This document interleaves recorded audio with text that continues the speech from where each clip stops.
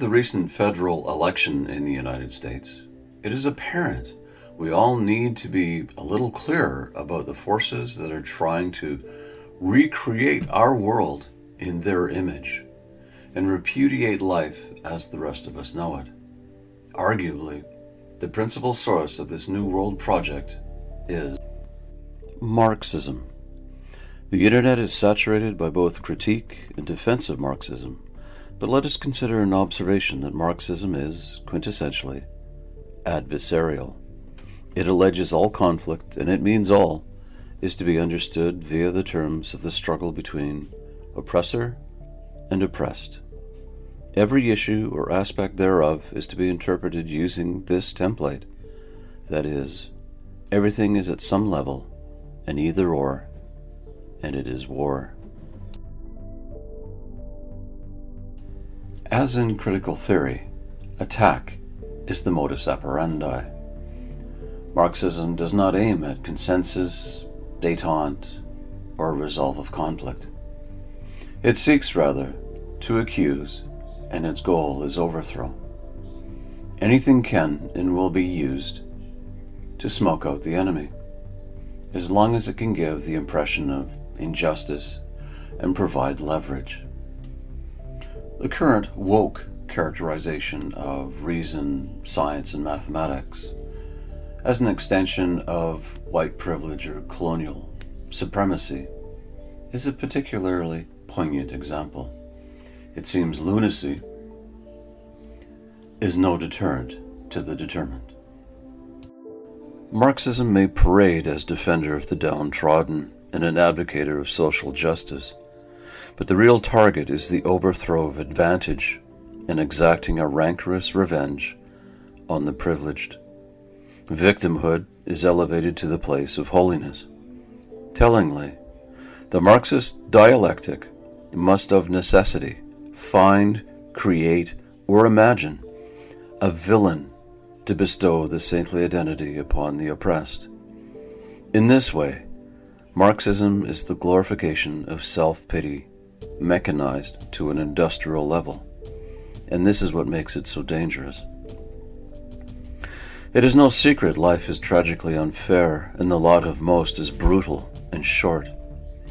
But what a triumph if the cause of that ubiquitous misery could be identified via stigmatizing characteristics over which those responsible have no control, e.g., ethnicity, sex, or birthright. Such maneuvering benefits the victimhood greatly and furthers the discord immensely.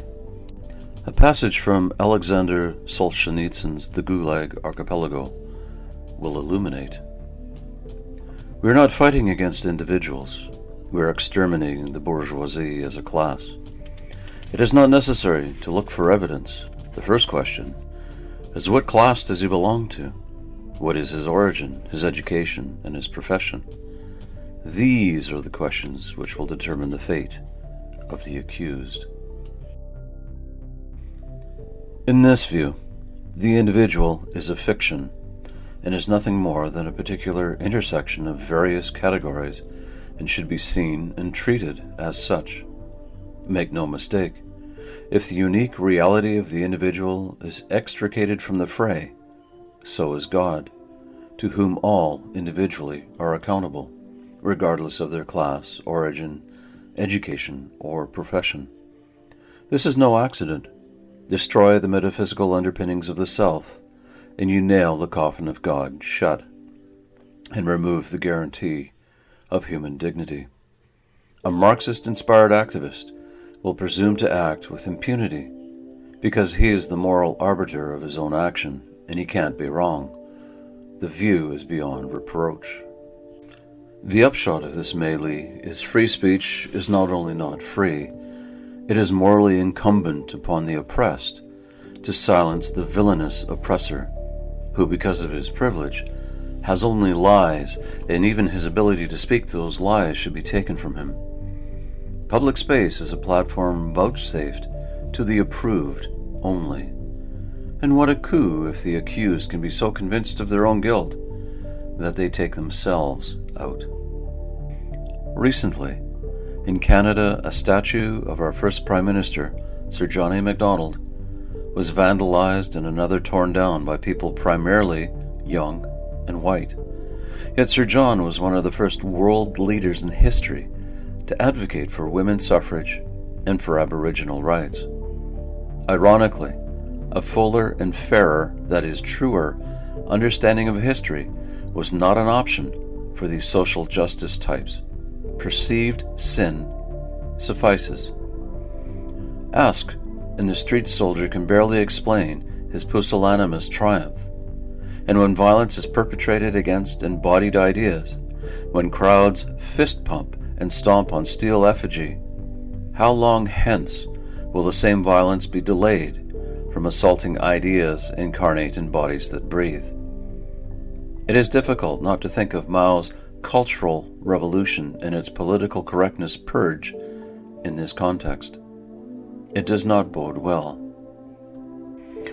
The revisionist enterprise to rewrite history is the attempt to control the narrative by falsifying the record, and by such gaslighting, undermine convictions and sow resistance. Even if the street-level actors are hardly conscious, useful idiots as Lenin referred to them, there are those who have a very clear plan for the rest of us, and it involves neither freedom nor justice.